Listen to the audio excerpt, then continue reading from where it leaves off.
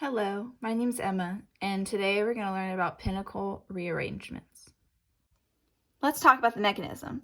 So we start off with a pinnacle structure with our two alcohols. This alcohol donates a pair of electrons to this hydrogen, which then breaks off, which forms water. This is known as a hydrogen transfer. In this case, we use sulfuric acid because this reaction has to be done in acidic conditions. So we have our water, and then this is where the intermediate starts. So when our water breaks off, all we have left is that alcohol. And this alcohol then donates its pair of electrons, which then forms that double bond that we see later. And this methyl group transfers over to this carbon, so then it can get rid of that positive charge, so it's more stable. And because of this stability, where there's no plus charge, this is why this is the most stable carbocation intermediate, because this is a neutral carbon.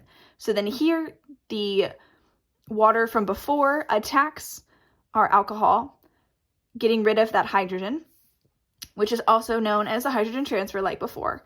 And then our final product gives us our ketone. Now we're going to look at the energy diagram of this reaction. So here's our diagram. We see we have two transition states and intermediate. This transition state requires more energy than the second. This intermediate depends on the stability of the carbocation. The more stable, the faster the action will go. Now we see our Gibbs free energy is negative and K is less than 1. We know this because this diagram shows an exergonic reaction. This is because our reactants are less abundant than our products, because energy is released in an exergonic reaction, so there's less reactants than products. An extra tip to find the exact value of delta G is to look at the bonds formed and the bonds broken throughout this reaction. Here's a question for you. How can we speed up this reaction? So when it comes to pinnacle rearrangements, we know that it's an E1 reaction, and the best way to speed up an E1 reaction would be to use a more stable carbocation and have a better leaving group.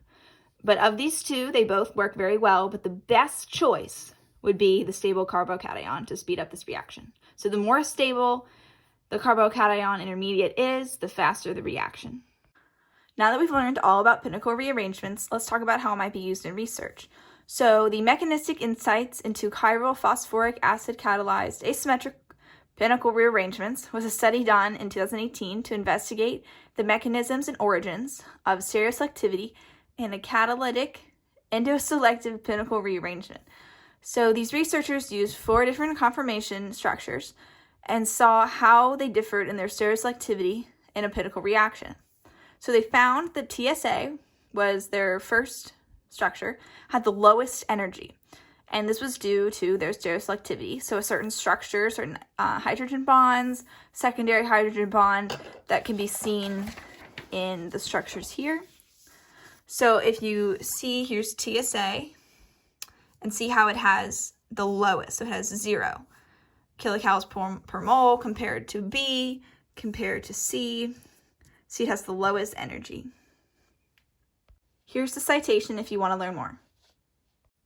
To summarize what we learned today about pinnacle rearrangements, we now know that a pinnacle rearrangement is an elimination reaction where a vicinal diol goes through acidic conditions.